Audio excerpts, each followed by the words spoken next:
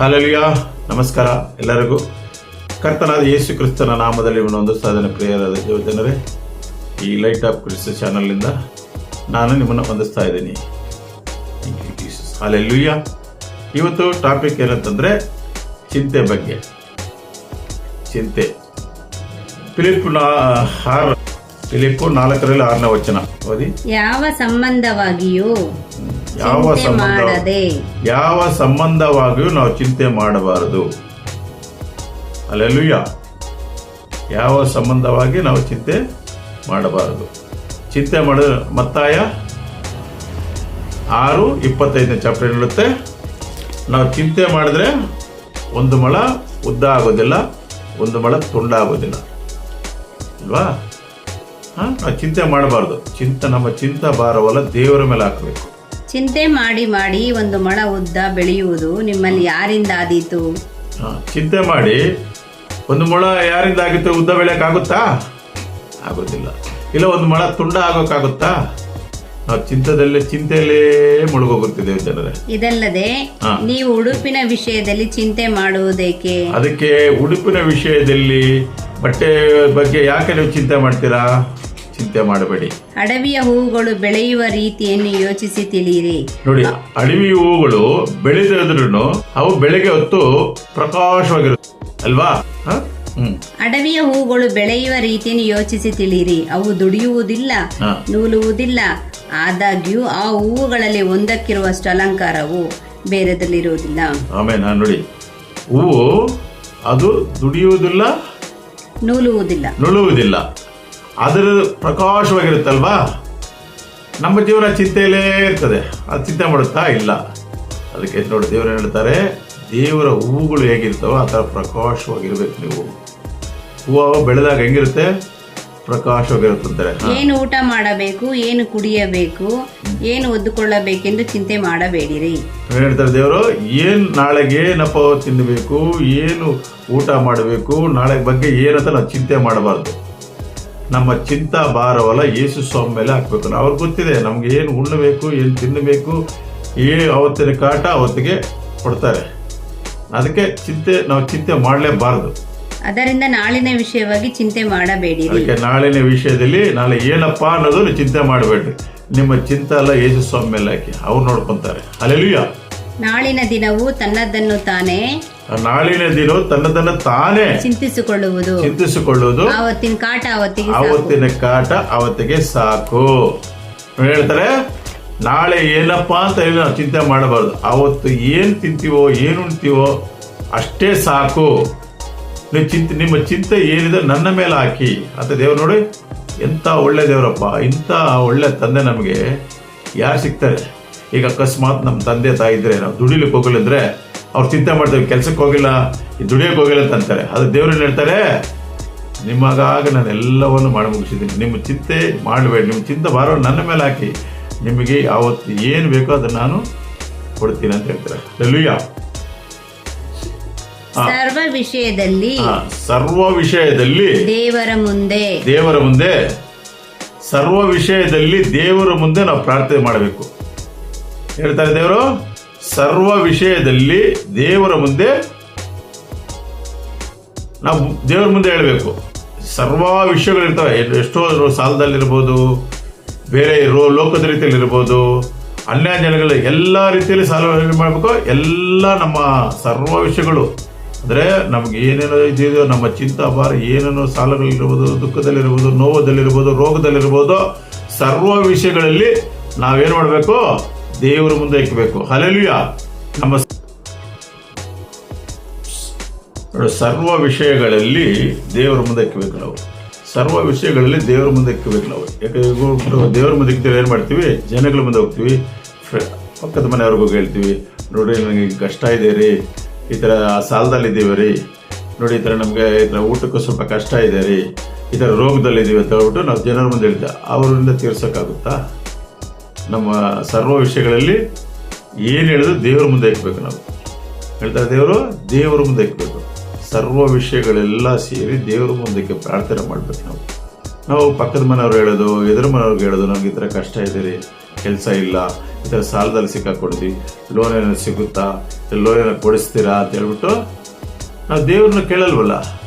ಯೇಸು ಸ್ವಾಮಿನ ಹೋಗಿ ನಾವು ದೇವರು ಯೇಸು ಸ್ವಾಮಿ ಮುಂದೆ ಹೇಳಿದಾಗ ಅವ್ರು ಹೇಳ್ತಾರೆ, ಅದಕ್ಕೆ ಹೆಸರೇ ನಿಮ್ಮ ಚಿಂತಾ ಭಾರವಲ್ಲ ಯೇಸು ಸ್ವಾಮಿಗೆ ಹಾಕಿದ್ರೆ ನಿಮ್ಮ ಸಾಲದಲ್ಲಿರ್ಬೋದು, ದುಃಖದಲ್ಲಿರ್ಬೋದು, ಕಣ್ಣೀರಲ್ಲಿರ್ಬೋದು, ಎಲ್ಲ ದೇವ್ರ ಮುಂದೆ ಹೇಳ್ಬೇಕು. ನಾವು ದೇವ್ರ ಮುಂದೆ ಇಕ್ಬೇಕು.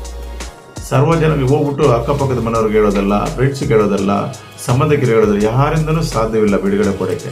ನಮ್ಮ ಕಷ್ಟ ಯಾರಿಂದ ಆಗಲ್ಲ, ಯೇಸು ಸ್ವಾಮಿ ಮೇಲೆ ಮಾತ್ರ. ಯಾಕಂದರೆ ನಮಗೋಸ್ಕರ ಅವರೆಲ್ಲ ಮಾಡಿ ಮುಗಿಸಿದ್ದಾರೆ, ಪ್ರಾಣವನ್ನೇ ಕೊಟ್ಬಿಟ್ಟಿದ್ದಾರೆ.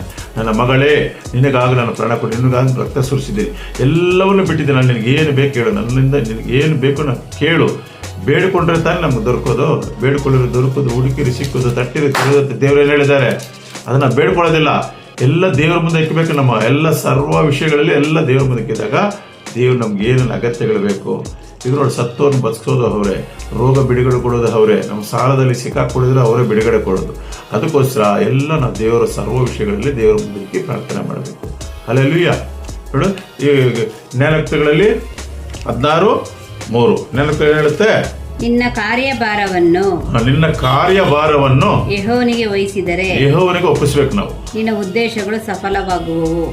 ನಮ್ಮ ಕಾರ್ಯಭಾರವೆಲ್ಲ ಯೆಹೋವನ ಮುಂದೆ ಒಪ್ಪಿಸ್ಕೊಡ್ಬೇಕು. ಆವಾಗ ನಿಮ್ಮ ಕಾರ್ಯಗಳೆಲ್ಲ ಸಫಲವಾಗುವುದು. ಹಲ್ಲೆಲೂಯಾ. ಬಟ್ ದೇವರು ಹೇಳ್ತಾರೆ, ನಮ್ಮ ಕಾರ್ಯಗಳೆಲ್ಲ ದೇವ್ರ ಮುಂದೆ ಹೇಳಿದಾಗ, ಯೇಸು ಸ್ವಾಮಿ ಮುಂದೆ ಹೇಳಿದಾಗ, ನಮ್ಮ ಕಾರ್ಯಗಳು ಏನೇ ಇರಲಿ, ಕಷ್ಟ ಇರ್ಬೋದು, ರೋಗ ಇರ್ಬೋದು, ವ್ಯಾಧಿ ಇರ್ಬೋದು, ದುಃಖದಲ್ಲಿರ್ಬೋದು, ನೀವು ಕಣ್ಣೀರಲ್ಲಿ ಇರ್ಬೋದು, ಎಲ್ಲ ಯೆಹೋವನ ಮುಂದೆ ಹೇಳಿದಾಗ ಆತನು ಸಫಲ ಮಾಡ್ತಾರೆ. ಮನುಷ್ಯರಿಂದ ಆಗೋದಿಲ್ಲ ದೇವಚಂದ್ರೆ. ನಾವು ಮನುಷ್ಯರನ್ನ ನಂಬಿ ಮೋಸ ಹೋಗ್ತೀವಿ. ಮನುಷ್ಯರು ಯಾವುದೇ ಕಾರಣಕ್ಕೂ ನಾವು ಮನುಷ್ಯರನ್ನ ನಮ್ಮ ಮೇಲೆ ಭರವಸೆ ಇಡಲೇಬಾರ್ದು. ಯೇಸು ಸ್ವಾಮಿ ಮೇಲೆ ನಾವೆಷ್ಟು ಭರವಸೆ ಇಕ್ತೀವೋ ಅಷ್ಟು ನಮಗೆ ಕಾರ್ಯಗಳು ಸಫಲ ಮಾಡ್ತಾರೆ. ಹಲ್ಲೆಲೂಯಾ. ನೋಡಿ, ಎಷ್ಟು ಚೆನ್ನಾಗಿ ದೇವರು ನಮ್ಮ ಜೊತೆ ಮಾತನಾಡ್ತಾರೆ. ನಾವು ಹೋಗ್ಬಿಟ್ಟು ಏನು ಮಾಡ್ತೀವಿ, ಮನುಷ್ಯರ ಮೇಲೆ ನಂಬಿಕೆ ಇಕ್ತೀವಿ. ಮನುಷ್ಯರ ಮೇಲೆ ನಂಬಿಕೆ ಇಕ್ಕಿ ನನಗೆ ಈ ಕಷ್ಟ, ಈ ರೋಗ, ಈ ವ್ಯಾಧಿ ನನಗೆ ಆಗುತ್ತಾ ಅಂತ ಅವ್ರ ಕೈಲಿ ಆಗುತ್ತಾ, ಇನ್ನು ನಮ್ಮನ್ನು ಏಳಿಸ್ತಾರೆ. ನೋಡಿ, ಅವ್ರಿಗೆ ಬಂದು ನಮ್ಗೆ ಹಿಂಗೆ ಹೇಳ್ಕೊತಾರೆ ಅಂತ ಹೇಳ್ಬಿಟ್ಟು ಏನು ಮಾಡ್ತಾರೆ, ಏಳಿಸ್ತಾರೆ, ನಮ್ಮನ್ನು ಹಾಗೆ ಮಾಡ್ತಾರೆ. ಅವರು ಸಪೋರ್ಟ್ ಮಾಡಲ್ಲ, ಇನ್ನು ನಮ್ಮನ್ನು ಏನು ಮಾಡ್ತಾರೆ, ನಮ್ಮನ್ನು ಅವಮಾನ ಪಡಿಸ್ತಾರೆ. ನೋಡಿ, ಅವ್ರ ಗತಿ ನೋಡಿ ಹಿಂಗಾಗಿದೆ, ಹಿಂಗಾಗಿದೆ ಅಂತ ಹೇಳ್ಬಿಟ್ಟು ಇದು ಮಾಡ್ತಾರೆ. ಅದೇ ಯೇಸು ಸ್ವಾಮಿ ಮೇಲೆ ಹೇಳಿದ್ರೆ ನಮ್ಮ ಚಿಂತಲ್ಲ ಅವ್ರ ಮೇಲೆ ಹಾಕ್ಬಿಟ್ಟು ಅವ್ರ ಮುಂದೆ ಹೇಳ್ಕೊಂಡಾಗ ಅವ್ರು ಇದು ಮಾಡ್ತಾರೆ. ಹಲ್ಲೆಲೂಯಾ. ನೋಡಿ, ನೋಡಿ, ದೇವ್ರ ಮುಂದೆ ನಾವು ಕೃತಜ್ಞತೆ ಸ್ತುತಿ ಮಾಡಿ ಪ್ರಾರ್ಥನೆ ಮಾಡಿ ದೇವ್ರಿಗೆ ಕೃತಜ್ಞತೆ. ದಿನ ಈ ದಿನ ನಮ್ಗೆ ಕೊಟ್ರಲ್ಲ, ಇವತ್ತು ಊಟ ಕೊಟ್ರೆ, ಇವತ್ತಿನ ಕಾಟ ಕೊಟ್ರೆ ಥ್ಯಾಂಕ್ಸ್ ಹೇಳ್ಬೇಕು. ಇಲ್ಲ ಬೇರೆ ಏನು ಕಷ್ಟ ಬಂದ್ರೆ ಥ್ಯಾಂಕ್ಸ್ ಅಪ್ಪ ಅನ್ಬೇಕು. ಕೆಲಸ ಇಲ್ವಾ ಥ್ಯಾಂಕ್ಸ್ ಅನ್ಬೇಕು.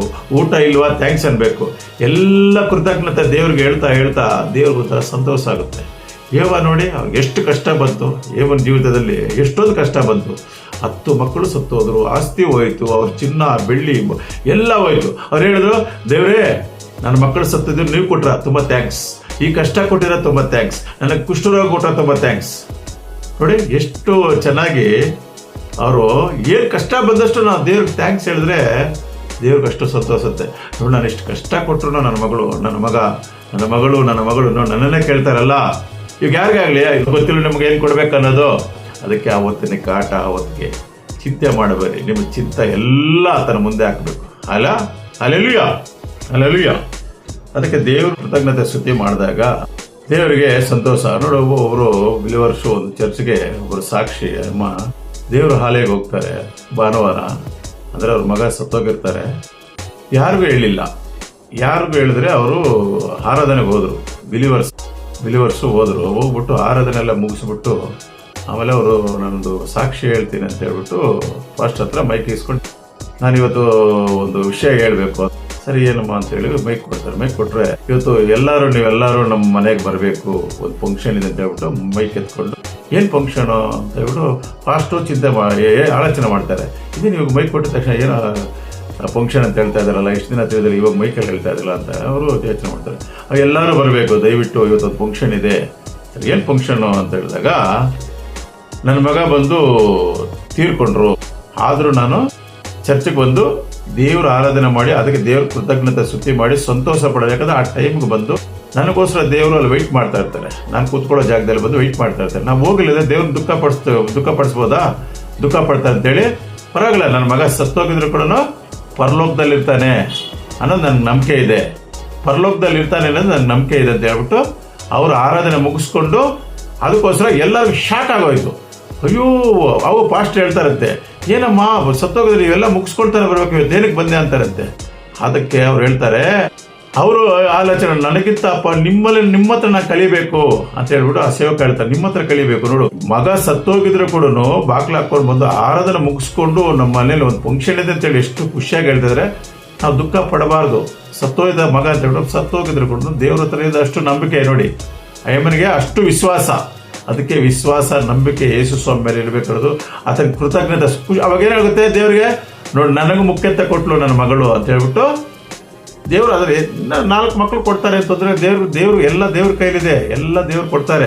ನೀವು ಏನ್ ಮಾಡ್ಕೊಂಡು ಅಮ್ಮ ಅಷ್ಟು ಖುಷಿಯಲ್ಲಿ ದುಃಖ ಪಡಲಿ ಅಂತ ಅಳಿಲಿರುತ್ತೆ, ಬನ್ನಿ ನೀವು ದಯವಿಟ್ಟು ಅಂತ ಹೇಳ್ಬಿಟ್ಟು ಅವ್ರಿಗೆ ಎಲ್ಲರೂ ದೇವ್ರ ಥ್ಯಾಂಕ್ಸ್ ಹೇಳ್ತಾರೆ ಅಂತ. ಅಮ್ಮ ಖುಷಿಯಾಗಿ ನಕ್ಕೊಂಡು, ನಾನು ನೀವು ಮಗ ಸತ್ತೋಗಿದ್ರು ಕೂಡ ಖುಷಿಯಲ್ಲಿ ಹೇಳ್ತಾ ಇದ್ದೀರಲ್ಲ, ಏನಮ್ಮ ನಿನಗೆ ಅಂತ ಹೇಳ್ಬಿಟ್ಟು ಪಾಸ್ಟರ್ ಬೈತಾರೆ ಅಂತೆ.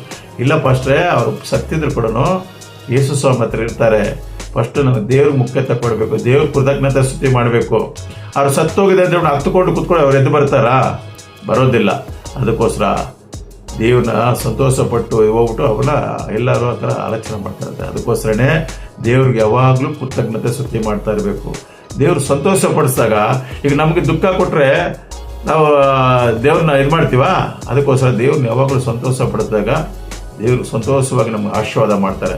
ಏನೇ ಕಷ್ಟ ಬಂದು ನನ್ನ ಮಗಳು ನನ್ನ ಬಿಡ್ಲಿಲ್ವೇ ಅಂತ ಹೇಳ್ಬಿಟ್ಟು ಸಂತೋಷ ಪಡ್ತಾರೆ. ಇದೇ ರೀತಿಯಲ್ಲಿ ನಾವು ಕೃತಜ್ಞತಾ ಸ್ತುತಿ ಮಾಡಿ ಯಾವಾಗಲೂ ಪ್ರಾರ್ಥನೆ ಮಾಡಿ ಜಪವೀರರಾಗಬೇಕು. ಯೇಸು ಸ್ವಾಮಿ ಮುಂದೆ ನಾವು ಜಪವೀರರು ಯಾವಾಗ ಆಗ್ತೀವೋ ನಮಗೆ ಕಷ್ಟ ನೀಗುತ್ತೆ, ದುಃಖಗಳು ಹೋಗುತ್ತೆ, ರೋಗಗಳು ಎಲ್ಲ ನೀಗೋಗುತ್ತೆ. ಈ ಥರ ವಿಶ್ವಾಸ ಇಕ್ಕಬೇಕು ಯೇಸು ಸ್ವಾಮಿ ಮೇಲೆ. ಯಾರು ಯೇಸು ಸ್ವಾಮಿ ಮೇಲೆ ವಿಶ್ವಾಸ ಇಕ್ತಾರೋ ಅವ್ರಿಗೆ ಯಾವ ಕಷ್ಟಗಳನ್ನು ಇರೋದಿಲ್ಲ, ಯಾವ ದುಃಖನೂ ಬರೋದಿಲ್ಲ. ಯಾಕಂದರೆ ಎಲ್ಲ ಅವ್ರು ನಮಗೋಸ್ಕರ ಮಾಡಿ ಮುಗಿಸ್ಬಿಟ್ಟಿದ್ದಾರೆ.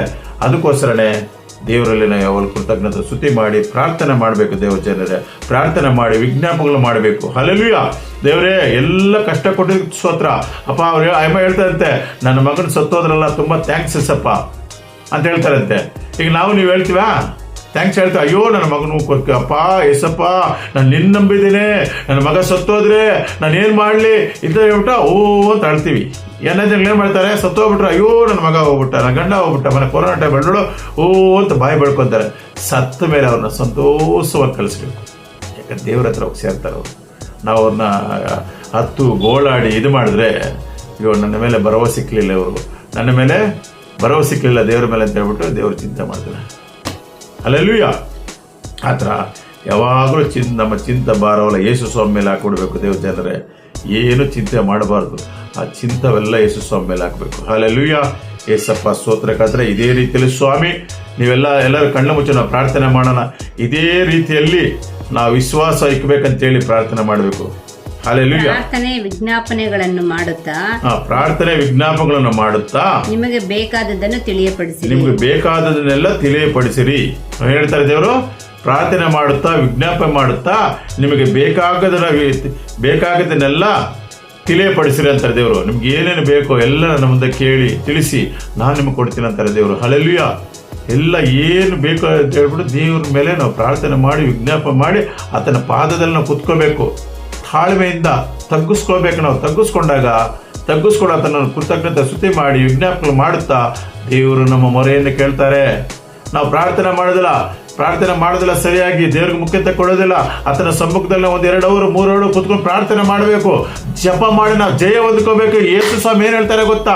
ಯೇಸುನ ನಾಮದಲ್ಲಿ ಕೇಳಿರೋ ದೇವ ಜನರೇ, ನಿಮ್ಗೆ ಯಾವ ಕಷ್ಟ ಬಂದರೂ ನಾನು ನಿಮ್ಗೆ ಬಿಡುಗಡೆ ಕೊಡ್ತೀನಿ ಅಂತಾರೆ. ಹಲ್ಲೆಲೂಯಾ. ವಿಶ್ವಾಸ ನಂಬಿಕೆ ಅನ್ನೋದು ಇಕ್ಕಬೇಕು. ಹಲ್ಲೆಲೂಯಾ. ಏನು ಹೇಳ್ತಾರೆ? ಸಾಸಿವೆ ಕಾಳಷ್ಟು ನಂಬಿಕೆ ಇಕ್ಕಿದ್ರೆ ಸಾಕು ನನ್ನ ಮೇಲೆ. ನಿನ್ನ ಬೆಟ್ಟದಷ್ಟು ಕಷ್ಟ ಇರಿ, ನಾನು ಕರಗಿಸ್ತೀನಿ ಹಿಮದಂತೆ. ಹಲ್ಲೆಲೂಯಾ. ಹಿಮದಂತೆ ಕರಗೋಗುತ್ತೆ ನಿಮ್ಮ ಕಷ್ಟಗಳು. ಹಲ್ಲೆಲೂಯಾ. ಏನ್ ಹೇಳ್ತಾರೆ ದೇವರು? ಬೆಟ್ಟದಷ್ಟು ಕಷ್ಟ ಇದ್ರೆ ಕೂಡ ನಿನ್ನ ಸಾಸಿವೆ ಕಾಳಷ್ಟು ನಂಬಿಕೆ ಇಕ್ಕಿದ್ರೆ ಕರಗೋಗುತ್ತೆ ಹಿಮದಂತೆ.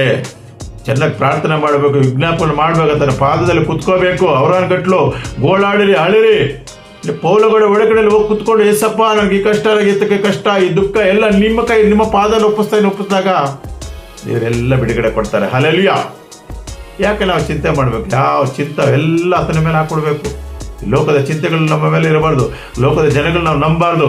ಏಸು ಏಸು ಏಸು ಏಸು ಅವರೇ ನಮ್ಗೆಲ್ಲವನ್ನ ನಾವು ಮಾಡಿ ಮುಗಿಸೋ ದೇವರು. ನಮಗಾಗ ಪ್ರಾಣವನ್ನು ಕೊಟ್ಬಿಟ್ರು, ಇನ್ನೇನು ಕೊಡ್ಬೇಕು ನಿಮ್ಗೆ ದೇವ ಜನರೇ? ಅವ್ರೇನು ಕೇಳ್ತಾರೆ ಗೊತ್ತಾ? ನಿಮ್ಮ ಹೃದಯ ನಮ್ಮ ಕಡೆ ತಿರುಗಿಸಿ ನಿನ್ನ ಹೃದಯದಲ್ಲಿ ನಾನು ವಾಸ ಮಾಡ್ತೀನಿ ಅಂತಾರೆ. ಹಲ್ಲೆಲೂಯಾ. ಇಂಥ ಒಳ್ಳೆ ತಂದೆ ನಮ್ಗೆ ಸಿಕ್ಕಿದ್ದಾರೆ ಅಂದರೆ ನಾವೆಷ್ಟು ಭಾಗ್ಯವಂತರಲ್ವ? Hallelujah, hallelujah. ಆತನ ಯಾವಾಗ ಆತನ ಸಮ್ಮುಖದಲ್ಲಿ ಕುತ್ಕೋಬೇಕು, ಆತನನ್ನು ಯಾವಾಗ ಸ್ತುತಿ ಮಾಡಬೇಕು, ಆತನ ಯಾವಾಗಲೂ ಕೊಂಡಾಡಬೇಕು, ದೇವರ ನಾಮ ಮಹೆ ಪಡಬೇಕು, ಎಲ್ಲ ಕಡೆ ಸುವಾರ್ತೆ ಹೇಳಬೇಕು, ದೇವ್ರ ಬಗ್ಗೆ ಹೇಳಬೇಕು. ಹಲ್ಲೆಲೂಯಾ, ಸ್ತೋತ್ರ ಸ್ತೋತ್ರ, ಹಲ್ಲೆಲೂಯಾ. ರಷ್ಯಾಗ ಎಲ್ಲ ಕಣ್ಣುಗಳನ್ನು ಮುಚ್ಚಿ ನಾವು ಪ್ರಾರ್ಥನೆ ಮಾಡೋಣ ದೇವ ಜನರೇ.